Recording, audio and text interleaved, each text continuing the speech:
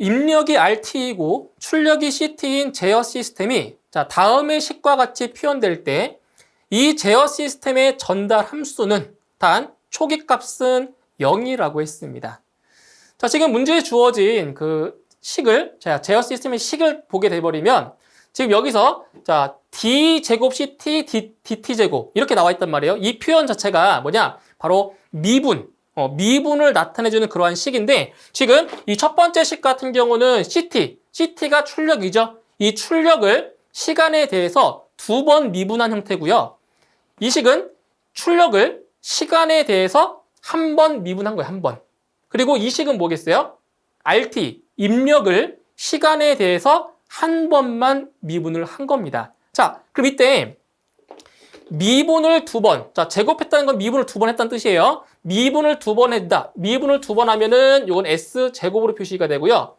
미분을 한 번 하면 요것은 S로 표시해 주시면 돼요. 이렇게 알고 가시면 돼요. 2번 했으면 제곱, 한 번 했으면 S. 그럼 미분을 3번 했다. 그럼 뭐가 되겠어요? S 세제곱 이런 식으로 되는 거예요. 자, 그러면 이 문제에 주어진 이 식을 이제 우리 전달함수를 구하기 위한 식으로 자, 바꿔볼 거예요. 그럼 첫 번째, 자, 이 D제곱 CT DT제곱 같은 경우는 어떻게 돼요? 식이 2S제곱에 자, CT. 자, CT니까 어떻게 바꿔주면 돼요? CS. 이렇게 바꿔주시면 되는 거예요. CT는 뭘로 바꿔준다고요? CS로 바꿔주시면 돼요. 여기 RS, CS처럼. 자, 그 다음에 두 번째 항은 자, 한 번 미분했기 때문에 뭐가 돼요? 3S의 CS가 되겠죠? 예, 3S의 CS. 그리고 이제 세 번째 같은 경우는 미분을 안 한 거예요. 그럼 S가 없겠죠. 그래서 이거는 그냥 플러스 CS다. 쓰시면 되겠죠? 자, 그 다음 이것은 자, 우변에 보시면 이제 입력이에요. 자, 한 번 미분했죠? 한 번 미분했으니까 3S의 RS 플러스 여기 미분 안 돼 있죠? 미분 안 돼 있으니까 RS. 자, 이렇게 됩니다. 자, 식을 한번 다시 정리해 볼게요. 자, CS 그리고 이제 우변에 보시면은 RS가 있죠? 자, 이거를 묶을 거예요. 그럼 먼저 첫 번째 좌변에서 자, CS로 묶어주면은 2S제곱 플러스 3S 플러스 1에 뭐가 돼요? CS가 되는 거죠. 그러니까 CS로 묶은 거예요. 이렇게. 자, 이것은 자, 우변에 RS로 묶어주면 3S 플러스 1에 RS가 되겠죠. 이렇게. 되겠죠? 자, 이제 우리가 구하고자 하는 것은 바로 전달함수 RS분의 CS를 구하는 거네요. 자, 따라서 자, RS분의 CS는 자, 뭐가 되냐? 잘 보세요. 이 식을 그대로 옮겨 적으시면 되는데 지금 RS와 곱해져 있는 것이 3S 플러스 1이죠? 그럼 얘가 어디로 가면 돼요? 분자로 가면 돼요. 그렇죠? 그리고 CS랑 곱해져 있는 것이 이 식이죠. 그러면 2S제곱 플러스 3S 플러스 1이 되는 거죠. 자, 왜 그러냐면은 이렇게 대각선끼리 곱하면 같은 값이 되기 때문에 바로 RS와 대각선에 있는 쪽으로 3S 플러스 1이 오면 되는 거고요. 그리고 CS와 대각선으로 가는 쪽이 곱해져 있는 2S제곱 플러스 3S 플러스 1이 되는 거죠. 이렇게 식을 만들 수가 있는 겁니다. 그래서 정답은 몇 번에 있죠? 1번에 같은 식이 있네요. 정답은 1번이 정답이 되겠습니다.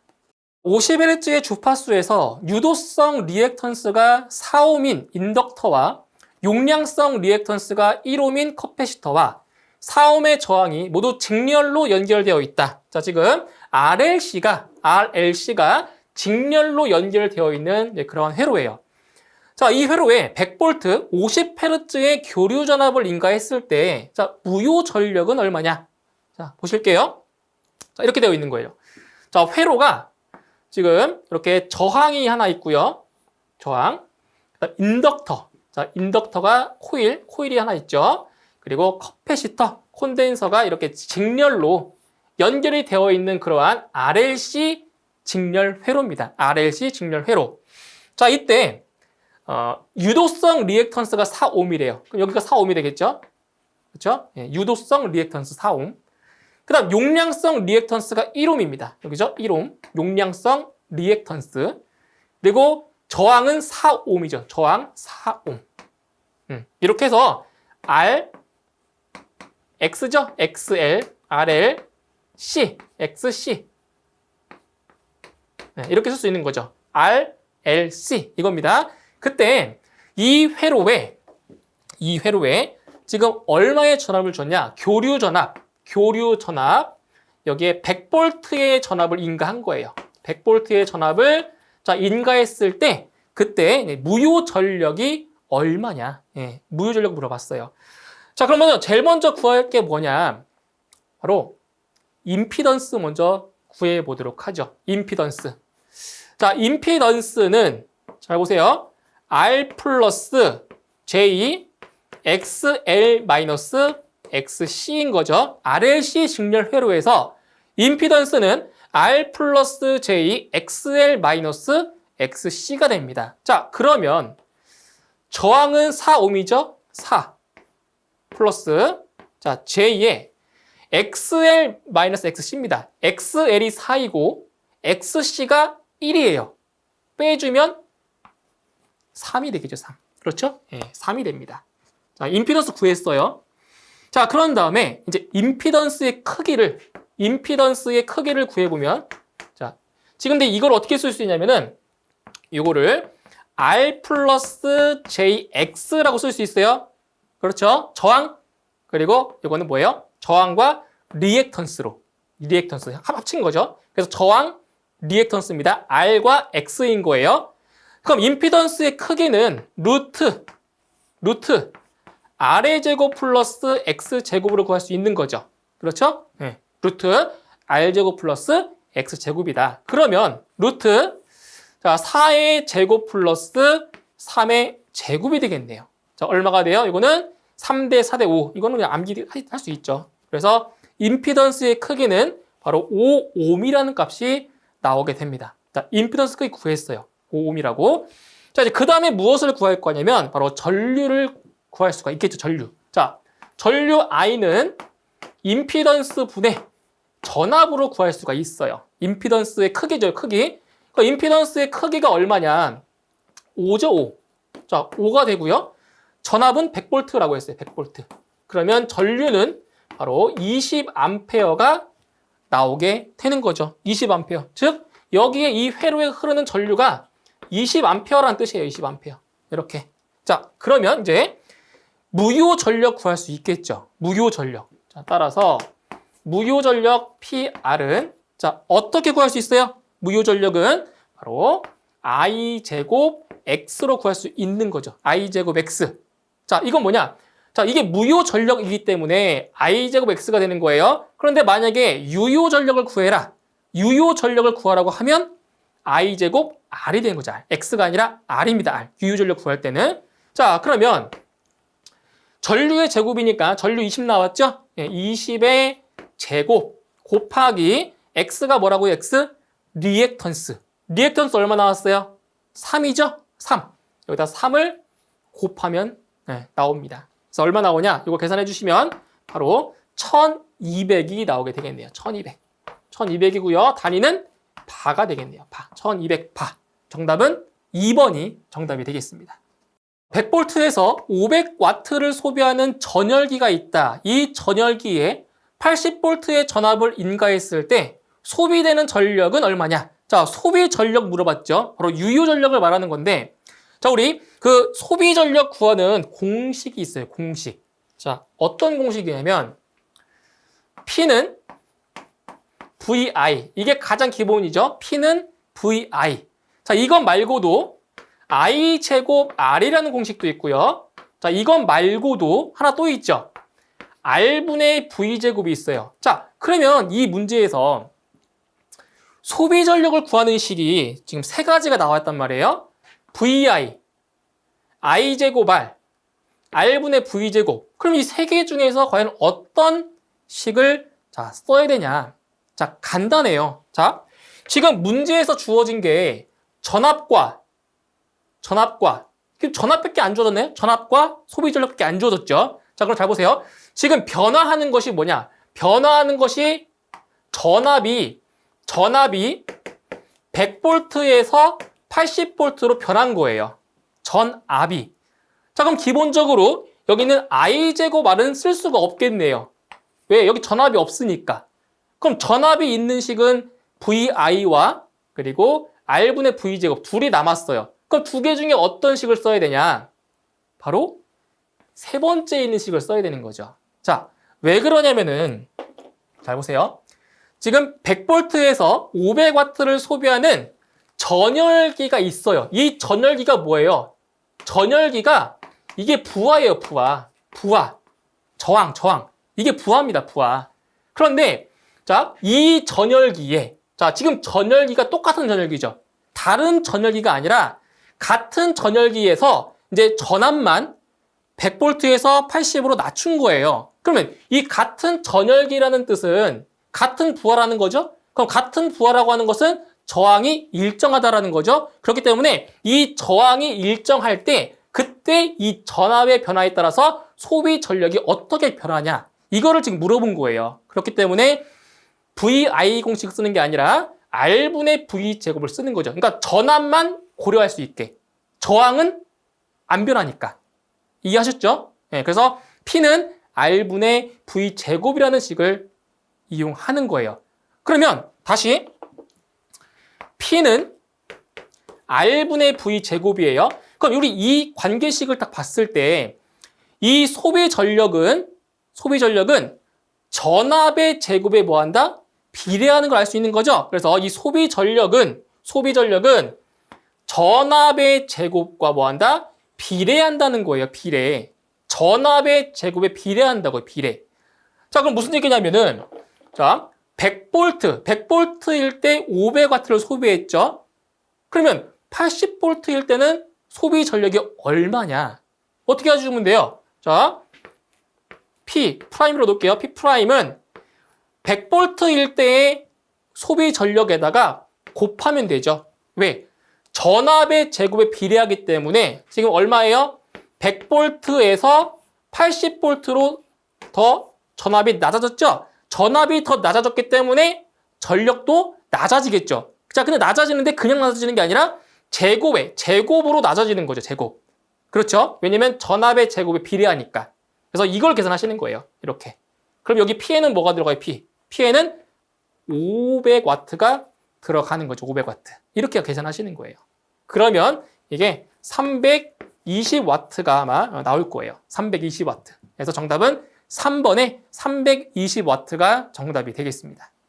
그림의 블록선도에서 RS분의 CS를 구하면, 즉 전달함수를 지금 구하는 거죠. 자, 전달함수 RS분의 CS, 즉 입력분의 출력, 바로 전달함수를 구하는 건데, 자, 아주 간단하게 구할 수가 있어요. 지금 여기에는 이제 게르프라는 것이 있고 페르프.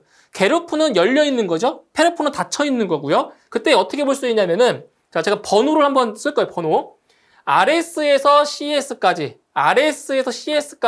이렇게 자, 다이렉트로 가는 바로 게르프 1번으로 놓을 거고 1번 놓을게요. 그 다음에 페르프는 지금 딱 보시는 것처럼 페르프 닫혀있는 루프예요. 지금 두 군데가 있죠. 두 군데. 바로 여기에 있는 닫혀있는 거 여기 하나 있죠. 요거 한 개. 이걸 2번으로 놓을게요. 2번. 그리고 위쪽에도 마찬가지로 이렇게 닫혀있는 루프가 페르프가 하나가 또 있어요. 이거를 3번. 3번으로 놓을게요.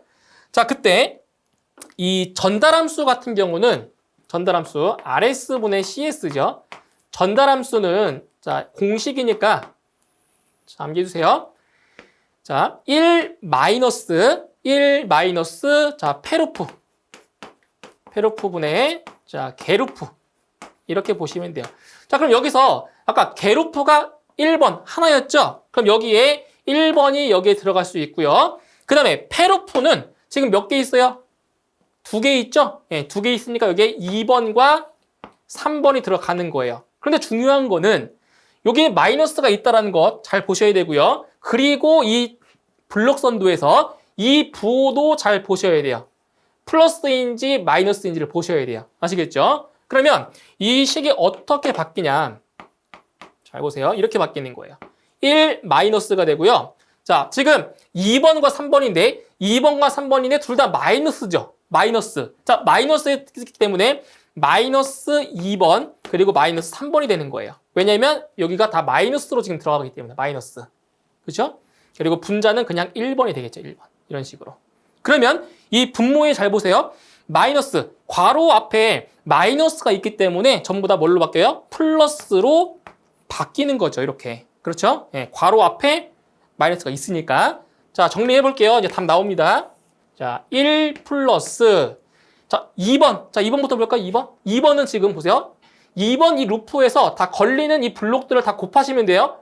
G1, G2, G4. 곱하시면 돼요. G1, G2, G4. 이렇게. 그 다음 3번도 마찬가지예요. 이 루프상에서 걸쳐있는 블록을 다 곱하시면 돼요. 요거 곱하시면 돼요. G1, G2, G3. G2, G3. 그 다음에 1번은 G1, G2, G3. 그렇죠? 여기서는 G1, G2, G3가 됩니다. 그래서 이것과 동일한 전달함수를 보면 바로 여기 4번에 있는 식이 바로 전달함수가 되는 거죠. 정답은 4번이 정답이 되겠습니다. 그림과 같이 전류계 A1, A2를 접속할 경우 A1은 25A, A2는 5A를 지시하였다. 자, 전류계 A2의 내부 저항은 몇 옴인가? 자, 보실게요. 자, 먼저 A1은 자, 전류가 얼마냐면 지금 25A죠? 25A. 그리고 A2는 5A. 이쪽으로 5A가 흐른 거예요. 이쪽으로 5A가. 자, 그러면 25A가 들어왔는데 지금 길이 두 가지 길이 있죠? 한쪽 길에는 5A가 흘렀어요. 그러면 나머지 한쪽 길에는 얼마가 흐르는 거예요? 여기에는 이제 나머지 20A가 바로 이 아래쪽으로 흐르는 거죠. 두 개 합쳐서 25가 돼야 되니까. 자, 그런데 여기 보시면 자, 전류계 A2의 내부 저항을 물어봤죠. 자, 그럼 우리 그 옴의 법칙을 보시면 옴의 법칙입니다. 자, R은 I분의 V네요. 맞나요? R은 I분의 V. 그럼 여기서 알 수 있는 것은 뭐냐? 전류가 커지면, 전류가 크다는 얘기는 저항은 낮은 거고요. 그러니까 전류가 커지면 저항은 감소하고, 반대로 전류가 감소하면 저항은 올라가죠. 즉, 저항과 전류는 뭐 어떤 관계에 있다? 반비례 관계에 있다는 거죠. 저항과 전류는 무슨 관계에 있다? 반비례 관계에 있다. 자, 그러면 여기는 5A죠. 아래쪽은 20A죠. 그럼 전류의 비가 몇 대 몇이에요? 전류의 비가 1대 4가 되는 거네요. 전류의 비가 1대 4가 돼요. 1대 4. 자, 그러면 저항의 비는 얼마예요? 저항. 그럼 저항의 비는 몇 대 몇이 되는 거예요? 네, 반비례 관계니까 4대 1인 거죠. 4대 1. 맞나요? 4대 1. 그럼 무슨 얘기냐? 이 전류계 A2의 내부 저항은 아래에 있는 0.025의 몇 배란 얘기예요? 몇 배예요? 4배죠, 4배. 4배니까 0.02의 4배니까 얼마가 돼요? 0.08이죠, 0.08. 그래서 정답은 2번에 0.08 정답이 되겠습니다. 그림과 같은 다이오드 게이트 회로에서 출력 전압은 단 다이오드 내의 전압 강한은 무시한다라고 했습니다. 자, 여기에서 일단 이 다이오드 내의 전압 강한은 보통 한 0.7V 정도가 돼요. 하지만 이 문제에서는 전압 강한을 무시하고 계산하는 겁니다. 자, 그럼 보시면은 지금 이쪽에 이 다이오드 같은 경우에는 이 순방향이 있고 역방향이 있죠. 자, 다이오드가 이렇게 있을 때, 자, 어디가 순방향이에요? 순방향. 바로 이쪽이 순방향이죠. 그래서 다이오드의 특성상 다이오드는 한쪽 방향으로만 전류가 흐릅니다. 바로 이 순방향일 때만 전류가 흐르고요. 역방향일 때는 전류가 흐르지 않는 거죠. 자, 그럼 여기서 이 게이트 회로에서 다이오드의 방향을 보면 전류는 왼쪽에서 오른쪽으로 이렇게 흐릅니다. 이렇게. 그렇죠? 흐르겠죠. 단 언제 그렇겠어요? 바로 이쪽 왼쪽이 오른쪽보다 뭐 할 때? 전압이 더 높을 때죠. 높을 때. 그렇죠? 높아야 전위가 높아야 도통이 되는 거기 때문에. 그렇죠? 자, 그럼 지금 보세요. 자, 이쪽은 지금 0V입니다. 0V. 이쪽이 5V예요. 그럼 지금 이쪽이 더 전압이 낮죠. 그렇기 때문에 전류가 이렇게 흐른단 말이에요. 자, 이쪽은 전류가 이렇게 흘러요. 이렇게 흘러요. 여기는 0V, 0V. 등전이죠? 그죠? 저리가 똑같죠? 저리가 똑같으니까 이쪽은 흐르지 않겠네요. 또 여기는 5V, 0V니까 이렇게 전류가 흐르겠네요. 그렇죠? 자, 근데 지금 보세요. 이 세 개 중에서 어느 하나만 5V가 돼도 어떻게 돼요? 이 출력이 나오겠죠? 자, 보세요. 자, 지금 5V가 이렇게 왔어요. 5V가 왔어요. 그럼 여기 5V란 말이에요. 5V.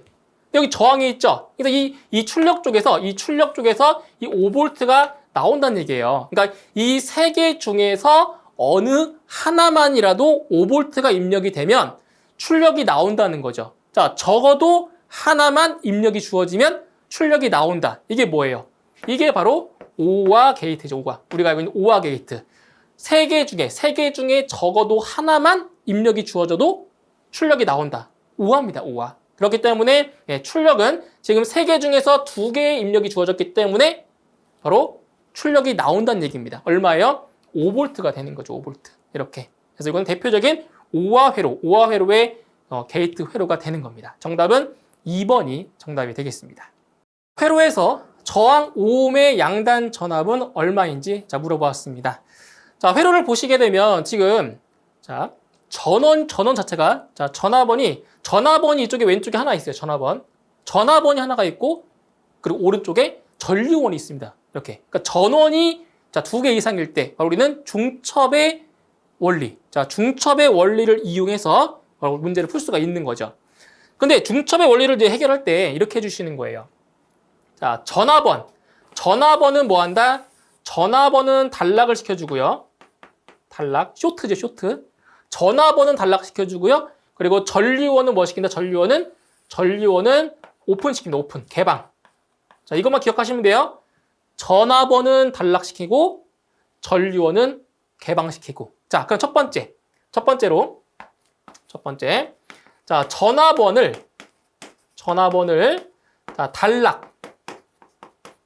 단락시켜 볼게요. 자, 전화번을 단락시키면 이제 쇼트니까 여기 이제 전화번이 없는 상태에서 선이 이렇게 그냥 이어지는 거예요. 이렇게 이어진 거예요. 그럼 지금 5옴이라는 이 저항은 전류가 어떻게 흐르냐면 이게 플러스 마이너스죠. 자, 이렇게 전류가 흐른단 말이에요. 플러스 마이너스. 근데 이 전류원을 봤더니 전류원의 방향과 지금 이 회로에서 흐르는 전류가 방향이 반대죠. 반대이기 때문에 여기에는 얼마가 되는 거예요? 마이너스 2A가 흐르는 거예요. 마이너스 2A. 왜? 전류원과 흐름의 방향이 반대이기 때문에 2A가 아니라 마이너스 2A인 거예요. 그래서 이 전화번 단락했을 때 그때 저항에 걸리는 전압은 10V가 아니고 V는 IR이니까 저항과 전류를 곱하는 거죠. 10V가 아니고요. 마이너스 10V가 되는 거예요. 아시겠죠? 전류의 흐름 방향이 반대이기 때문에 그렇죠. 자, 두 번째, 이번에는 전류원을 개방을 시켜보죠. 개방. 자, 이제 전화번은 살리고 전류원을 뭐 한다? 개방시킵니다. 그럼 여기서 회로를 한번 그려볼게요. 자, 지금 전화번이 이렇게 있어요. 그리고 여기에 5옴이라는 저항이 있죠. 그리고 전류원을 뭐 한다고요? 전류원을 오픈, 개방시킵니다. 개방. 자, 그러면 여기서 지금 이 회로가 연결되어 있는 것이 아니라 끊어져 있죠. 오픈되어 있기 때문에 끊어진 거예요. 여기가 끊어졌어요. 끊어졌기 때문에 여기는 전류가 흐를 수 있어요? 없어요? 흐를 수 없는 거죠. 전류가 흐르지 않기 때문에 이 5옴에는 전압 자체가 걸리지가 않습니다. 그래서 이때는 저항에 걸리는 전압이 0V예요. 0V. 이렇게. 자, 그러면 지금 이 부하 양단에 걸리는 전압을 물어봤죠? 그때 이 두 개를 뭐 한다? 이 값과 이 값을 뭐 한다? 더해 주시면 되는 게 더해. 이게 바로 중첩의 원리입니다. 그래서 더해 주시게 되면 바로 마이너스 10V가 되는 거죠. 정답은 1번에 마이너스 10이 정답이 되겠습니다. 한상의 임피던스가 16 플러스 J12옴인 Y결선 부하에 대칭 3상 선간전압 380V를 가할 때 유효 전력은 약 몇 킬로와트인가? 자, 보실게요. 자, 지금 한상의 임피던스가 16 플러스 J12고요. 지금 결선은 델타 결선이 아니고 Y결선. 자, Y결선 부하에 대칭 3상 선간전압 380V를 가했을 때 그때 유효 전력을 자, 물어보았습니다. 자, 그럼 이때 이 우리 Y결선일 때 자, 델타 결선과 Y결선일 때를 비교했을 때 Y결선일 때는 바로 상전류와 선전류가 동일하죠. 자, Y결선일 때는 상전류와 선전류가 동일해요. 자, 그리고 이제 전압, 상전압과 선간전압을 비교했을 때 선간전압은 상전류의 몇 배다? 루트 3배였죠. 이 관계를 잘 알고 계셔야 됩니다. Y결선일 때 전류는 같고요. 상전류와 선전류는 같고요. 그리고 전압은 선간전압이 상전압의 루트 3배라는 이러한 관계를 알고 자, 이 문제를 자, 풀어주셔야 돼요. 자, 그때 이제 우리가 유효 전력을 구해줘야 되는데 이 유효 전력을 이제 구하는 자, 공식이 있죠. 공식. 유효 전력 P는 3 곱하기 IP제곱 유효 전력이니까 뭐예요? R인 거죠. 무효 전력이면 X입니다. 무효 전력이면은 I제곱 X인데 유효 전력이기 때문에 R, 저항이 들어가는 거예요. 그러면 우리가 이제 구할 게 있어요. 자, 어차피 저항은 알고 있습니다. 여기 R이죠. R. 12가 X죠. X. 근데 유효 전력 구할 때 이 12는 의미가 없습니다. 16을 대입해야 되기 때문에. 자, 그럼 먼저 무엇을 구할 거냐? 바로 여기 나와 있는 상전류부터 구해보도록 하죠. 자, 상전류.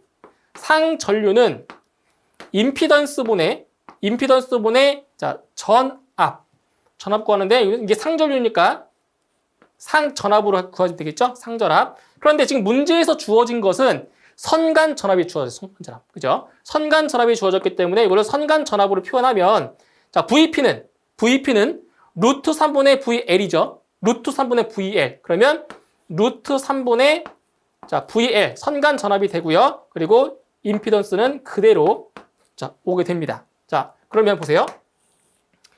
지금 선간전압이 380V고요. 루트 3 곱하기 이건 임피던스의 크기죠. 임피던스의 크기니까 얼마가 돼요? 루트 16의 제곱 플러스 12의 제곱이 되는 거죠. 그렇죠? R의 제곱 플러스 X제곱. 자, 이렇게 해서 계산하시게 되면 자, 상전류가 얼마가 나오냐? 상전류가 10.97 정도 됩니다. 이게 10.97 암페어 정도가 돼요. 예, 우리 지금 상전류 구했어요. 자, 그러면 다 구한 거죠? 유효 전력 P는 자, 3 곱하기 IP의 제곱 R이라고 했어요. 그러면 3 곱하기 상전류가 10.97이니까 10.97의 제곱이고요. 그리고 R이 얼마라고요? R은 16. 그렇죠? R 플러스 JX니까. 그래서 R은 16이 되는 겁니다. 자, 이렇게 해서 계산을 하시게 되면 자, 이게 얼마 나오냐면 5776.4입니다. 5776.4와트가 나오고요. 근데 지금 문제는 킬로와트를 물어봤죠? 네, 킬로와트 물어봤으니까 대략 5. 지금 보기에 나와 있는 것처럼 5.8 킬로와트 정도가 되는 겁니다. 5.8 반올림해서. 그래서 정답은 1번의 5.8이 정답이 되겠습니다. 어떤 전지의 부하로 5옴을 사용하니 8A의 전류가 흐르고 이 부하에 직렬로 10옴을 연결했더니 4A가 흘렀다. 이 전지의 기전력은 몇 볼트인가? 자, 이런 거예요. 자, 지금 여기에 전지가 하나 있어요. 전지. 자, 전지가 자, 이렇게 하나가 있고요. 이게 전지입니다. 이 전지의 부하가 5옴인 부하를 자, 5옴인 부하를 이렇게 자, 연결을 한 거예요. 이게 5옴입니다. 5옴. 자, 그랬더니 8A의 전류가 흘렀다. 여기에 이렇게 8A의 전류가 흘렀대요. 근데 지금 이 전지 같은 경우는 내부 저항이 존재하죠. 이렇게 내부 저항이 이렇게 존재합니다. 이 내부 저항을 자, R로 놓을게요. R. 자, 그때 이제 식을 하나 만들어 볼까요? 이 전지의 기전력을 자, 우리가 임의대로 E라고 놓을게요. E라고 놓죠. 자, 그러면 식이 하나가 만들어져요. 자, E는 전지의 기전력 E는 저항 곱하기 전류죠. 근데 저항 같은 경우는 이 전지의 내부 저항과 부하가 있어요. 그 두 개 더하면 되겠죠? 직렬 연결이니까. 그래서 이때는 R 플러스, 자, 전지의 내부 저항과 부하를 더해주는 거예요. 여기에다가 전류를 곱하면 되겠죠. 이게 전지의 기전력이에요. 근데 이제 이 상태에서 자, 부하에 직렬로 10옴을 연결했대요. 그러니까 여기에다가 10옴을 더 연결한 거예요, 추가로. 여기에다가 10옴짜리의 저항을 추가로 연결했어요. 그랬더니 이 8A가 4A로 더 낮아진 거예요. 당연하죠? 저항이 높아졌으니까 전류는 떨어질 수밖에 없죠. 그렇죠? 이렇게 됐어요. 그러면 식을 하나 더 만들 수가 있어요. 전지의 기전력은 지금 전지의 내부 저항과 부하 두 개가 있죠. 다 뭐 한다고요? 전부 다 더하시면 돼요. 그러면 R 플러스 15가 되는 거죠. 이게 합성 저항입니다. 여기에 전류 4A를 곱하면 되겠네요. 자, 근데 여기서 이 전지의 기전력은 똑같죠? 안 변하잖아요, 안 변해. 똑같은 거예요. 그래서 이 위에 있는 이 식과 이 아래에 있는 식이 뭐겠어요? 같은 값인 거죠, 같은 값. 같은 값이에요. 자, 그러면 식을 한번 다시 써볼까요? 같아요. R 플러스 5 곱하기 8. 8은 여기는 4 곱하기 R 플러스 15가 됩니다. 이런 식으로. 그러면 양변에 일단 4로 나눠 놓고 한번 계산해보죠. 간단하게. 그럼 이 왼쪽에 있는 식은 2R 플러스 10입니다. 이렇게. 오른쪽에 있는 식은 R 플러스 15가 돼요. 자, R이 넘어가면 2R 빼기 R이니까 R이 되죠. 자, 10이 넘어오면 15 빼기 10이니까 5가 돼요. 자, 뭐냐? 전지의 내부 저항이 얼마다? 5옴이다. 전지의 내부 저항이 5옴이라는 거죠. 5옴. 자, 그럼 우리가 구하는 게 뭐죠? 전지의 기전력을 구하는 거예요. 전지의 기전력을 구하는 거죠. 그러면 이 식에다 둘 중에 아무 데나 대입해도 상관없어요. 자, 아래에다가 5를 대입하세요. 5를 대입하면 10이죠, 10. 그러면 10 곱하기 8이 되니까 전지의 기전력은 바로 80V가 나오게 되죠. 자, 이게 아래에다 대입해도 똑같이 나와요, 결과는. 똑같이 80V가 나옵니다. 그래서 정답은 2번에 80V가 정답이 되겠습니다. 평행판 콘덴서의 양 극판의 간격을 2분의 1로 하고 단면적을 3배로 하면 정전 용량은 처음에 몇 배가 되는가? 자, 평행판 콘덴서입니다. 평행판 콘덴서. 그러면 이 콘덴서를 이렇게 우리가 그림으로 표현할 수가 있는 거죠. 자, 평행판. 이렇게 판이 평행하게 이렇게 구성이 되어 있는 거죠. 평행판 콘덴서가 있는데, 자, 그때 지금 이 평행판 콘덴서 사이에 여기에 이제 여기에 뭐가 채워져 있냐? 바로 여기에는 유전율이 엡실론인 이러한 유전체가 사이에 존재하는 거고요. 그리고 이 평행판 사이의 간격을 D라고 놓고요. 그리고 이 평행판의 면적을 A라고 놓죠. 평행판의 면적을 A라고 놨을 때 그때 이 콘덴서의 정전 용량, 정전 용량 C는 공식이죠. 엡실론 곱하기 D분의 A다. 이거죠. 이게 바로 정전 용량을 구하는 공식입니다. 자, 그런데 이때 이 극판의 간격을 2분의 1로 줄였어요. 2분의 1로 줄이고 이 극판의 단면적은 3배로 늘린 거예요. 그때 이 정전 용량이 처음보다 몇 배가 되는지를 물어본 거죠. 자, 그러면은 새로운 이 정전 용량을 C'으로 넣을게요. C'. 자, 지금 여기서 이 유전체는 안 변했죠? 유전율 똑같아요. 엡실론 똑같습니다. 자, 근데 극판 사이의 간격을 2분의 1로 줄였죠. 2분의 1로 줄였으니까 2분의 1 D가 되는 거고요. 그 다음에 이 극판의 면적은 3배로 늘렸죠. 3배로 늘렸으니까 3 곱하기 A가 되는 거죠. 3 곱하기 A. 맞나요? 자, 그럼 여기서 이걸 다시 한번 정리해보면 2분의 1과 3은 앞으로 따로 뺄게요. 2분의 1 분의 3이고요. 그 다음에 엡실론 D분의 A입니다. 근데 여기서 이게 뭐예요, 이거? 이게 뭐예요? 처음 정전 용량이죠. 처음에 정전 용량인 거예요. 그러면 잘 보세요. 2분의 1 분의 3이다? 이거 얼마예요? 2분의 1 분의 3? 얼마죠? 6이죠, 6. 6이죠, 6. 그렇죠? 6 곱하기 C가 됩니다. C. 이거는 C니까, 여기 C. 그렇죠? 그래서 이 극판의 간격을 2분의 1로 하고 단면적을 3배로 하면 처음 정전 용량의 몇 배다? 6배가 됨을 알 수가 있는 거죠. 정답은 3번이 정답이 되겠습니다. 단상 반파 정류 회로에서 출력되는 전력은, 자, 이것은 이제 전력과 전압의 관계 또는 전력과 이제 부하 저항의 관계를 물어보는 문제가 되겠습니다. 자, 저 문제에서 단상 반파 정류 회로라고 했죠. 자, 그럼 보세요. 자, 단상 반파 정류 회로이기 때문에 자, 그림으로 간단하게 이제 도식화를 해보면 정류 회로인데 여기서 다이오드는 제가 임의상 생략하도록 할게요. 그래서 다이오드 있어야 되겠죠, 그죠? 단상 반파니까. 자, 이런 식으로 회로가 지금 구성이 됩니다. 이게 단상 반파 정류 회로예요. 그때 만약 여기서 자, E라는 그러한 전압이 인가됐다고 했을 때 요 단상 반파 정류 같은 경우는 지금 직류, 자, 직류 전압이 얼마가 나오냐? 직류 전압이 자, 바로 파이분의 루트 2가 됩니다. 파이분의 루트 2에 그러니까 인가되는 전압의 파이분의 루트 2배가 돼요. 그러니까 이 값을 계산해보면 대략적으로 한 0.45 정도가 됩니다. 0.45. 네, 이렇게 되는 거죠. 자, 그때 지금 출력되는 전력을 보면 P는 이제 부하정을 R이라고 했을 때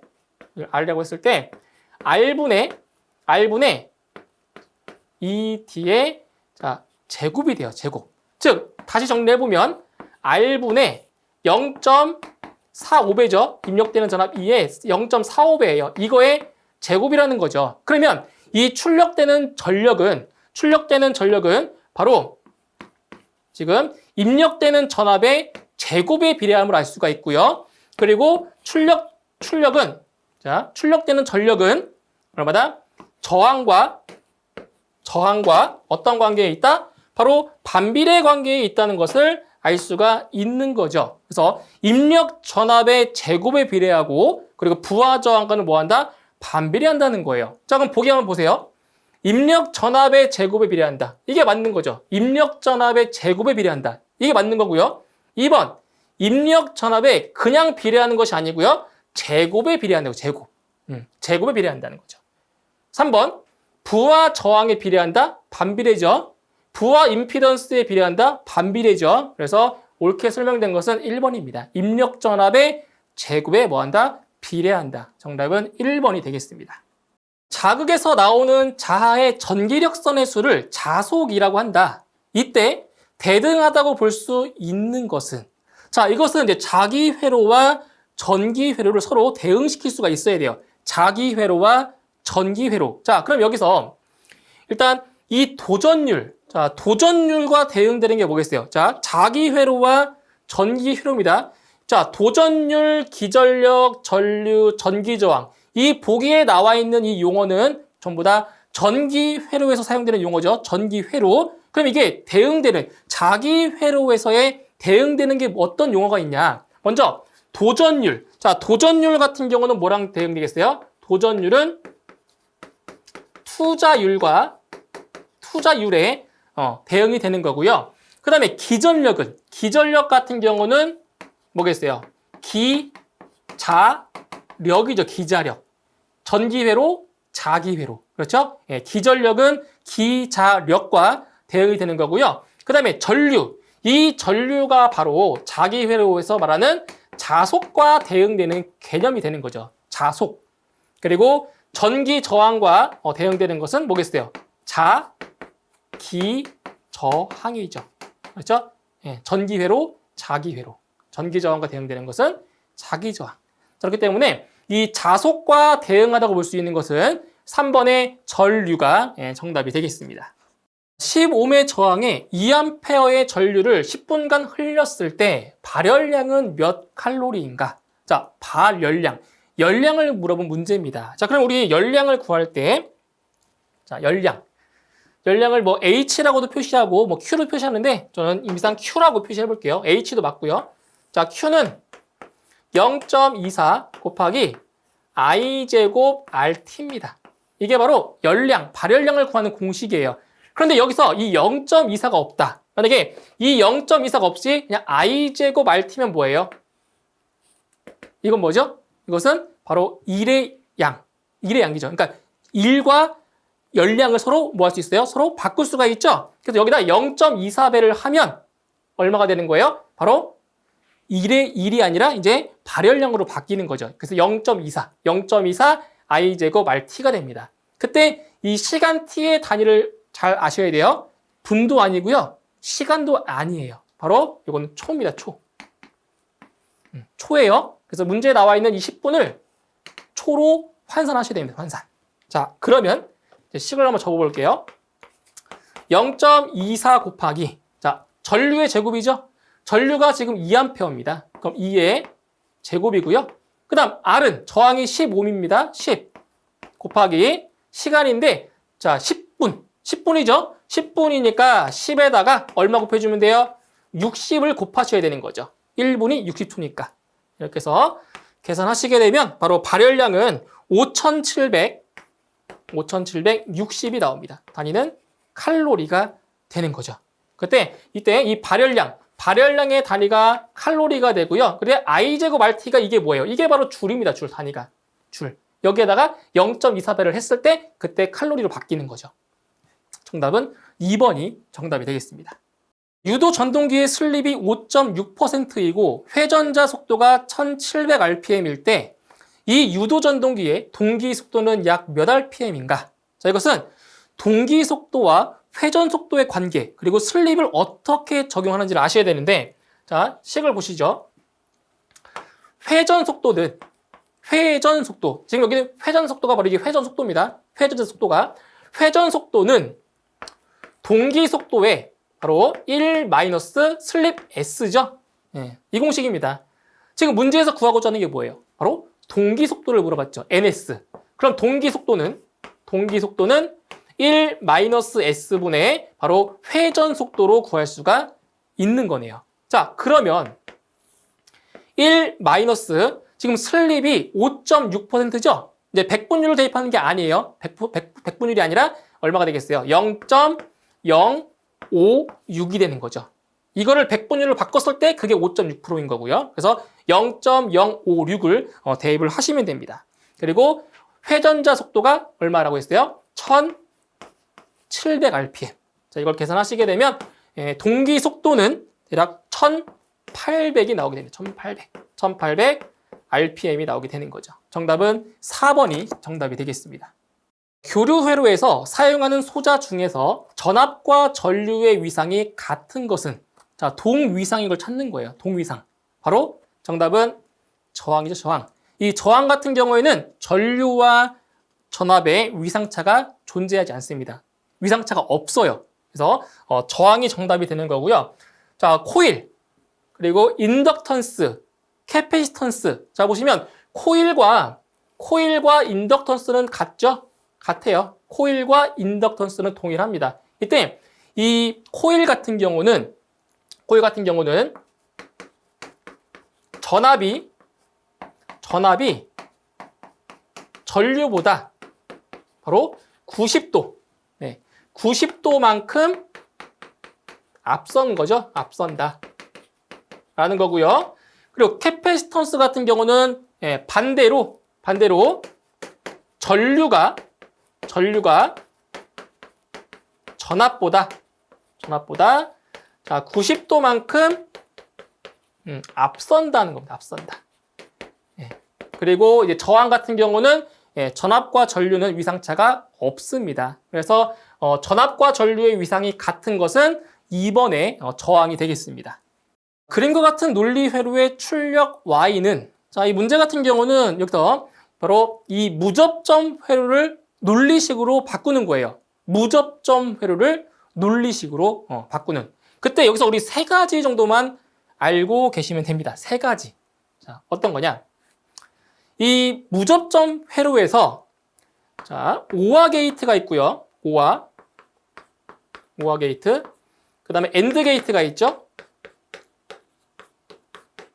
그리고 낫 게이트. 이게 가장 기본적인 자, 게이트 세 가지입니다.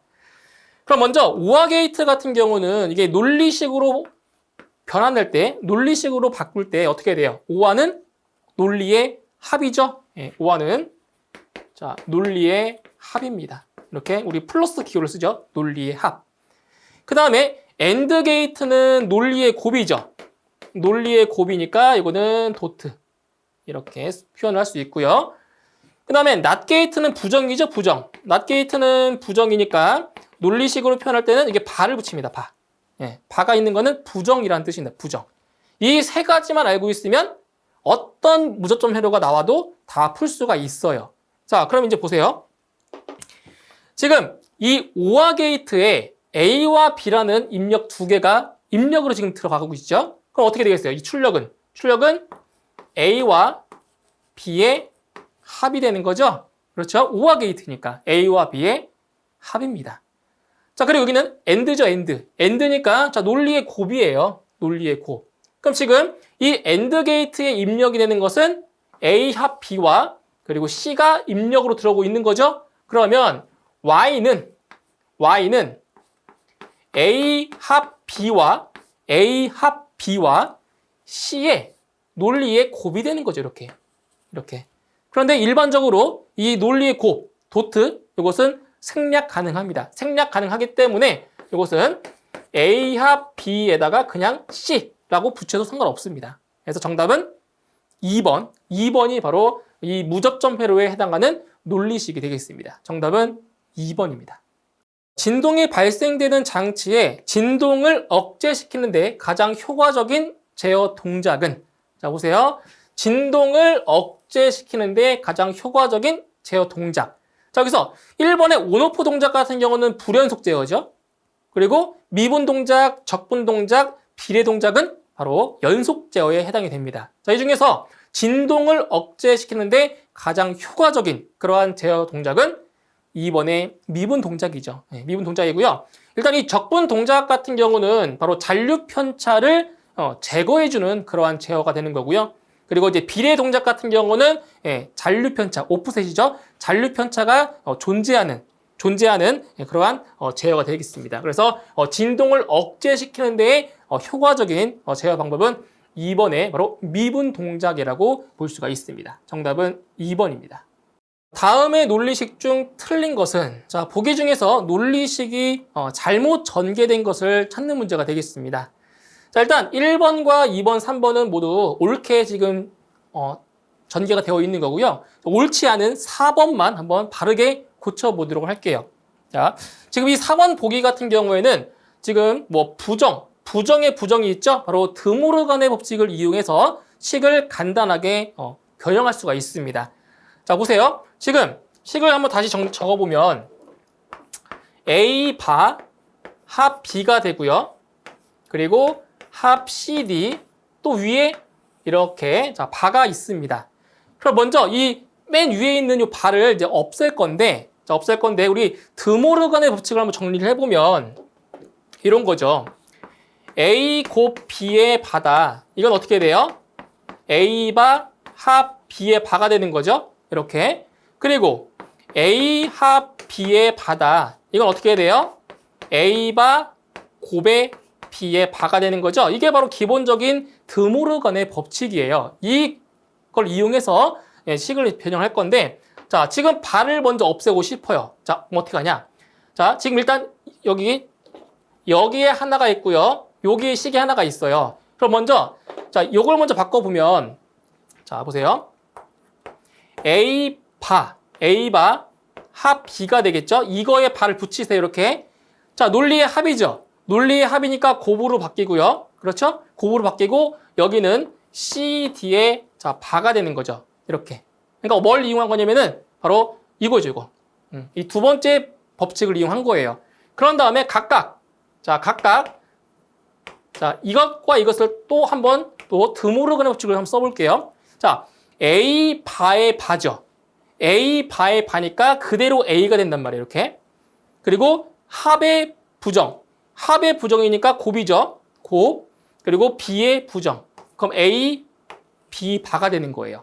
자, 이게 곱이죠. 곱. 여기는 지금 C하고 D 사이에는 자, 곱이 생략이 되어 있는 거예요. 그러면 얘는 뭐가 돼요? C의 바가 되고요.